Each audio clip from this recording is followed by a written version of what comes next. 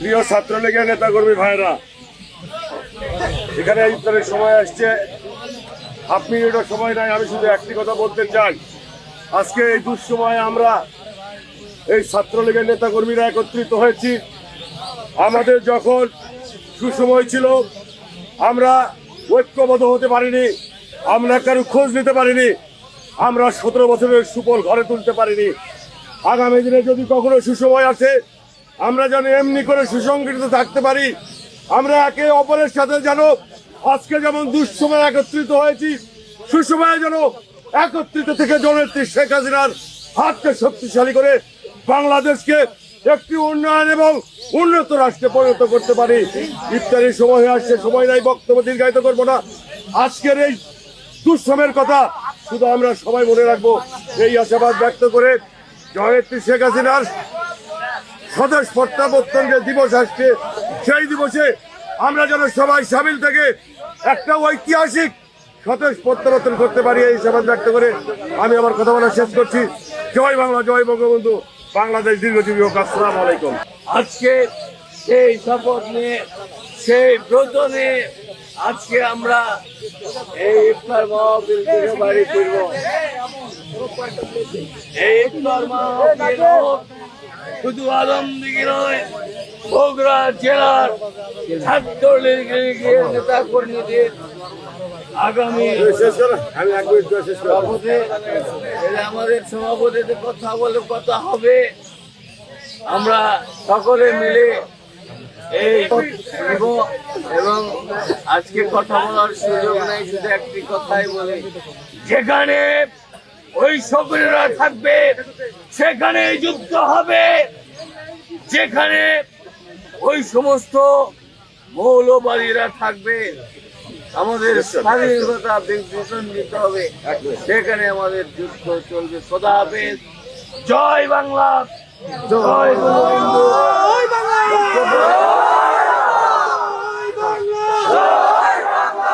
ছাত্রলীগ কর্তৃক আয়োজিত এক ঝাঁক ছাত্রলীগের নেতা কর্মী এখানে উপস্থিত হয়েছেন। উপস্থিত আছে আমাদের যুবলীগের সভাপতি, উপস্থিত আমাদের আওয়ামী লীগের নেতৃবৃন্দ, যারা এখানে প্রতিকূলতার মধ্য দিয়ে এখানে উপস্থিত হয়েছেন, যাদের হৃৎপিণ্ড ওই সমস্ত দানবের থাবা আক্রমণ করতে পারে না, যারা ভোট জয়ের উপেক্ষা করে বঙ্গবন্ধুর আদর্শের শেখ হাসিনার চলার পথে ঐক্যবদ্ধ হতে চান, তারা এখানে উপস্থিত হয়েছেন। আমি মনে করি আগামী দিনের যুদ্ধে তারাই প্রকৃত যোদ্ধা, আগামী দিনের সংগ্রামে তারাই প্রকৃত সংগ্রামী পুরুষ, যে সংগ্রামী নেতা কর্মীদের মাধ্যমে তারা আমরা এই বাংলাদেশ নতুন করে আবার জয় করব, আবারও বাংলাদেশের স্বাধীনতার সার্বভৌমত্ব আমরা প্রতিষ্ঠিত করতে পারব। আজকে 1971-এর পরে এই বাংলার মাটিতে যারা ভুল করে বিভিন্ন ভাবে আঁকা বাঁকা পথে বাংলাদেশকে করতে চায়, যারা বাংলাদেশকে তালেবানের রাষ্ট্রে পরিণত করতে চায়, যারা বাংলাদেশকে পাকিস্তানের রাষ্ট্রে পরিণত করতে চায়, রুখে দাঁড়াও তাদের বিরুদ্ধে, রুখে দাঁড়াও সেই অপশক্তির বিরুদ্ধে।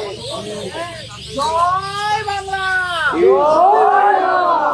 30 লক্ষ মা-বোনের ইজ্জতে রক্তের বিনিময়ে, 2 লক্ষ মা-বোনের ইজ্জতের বিনিময়ে আজকে আমাদের বেড়ে ওঠা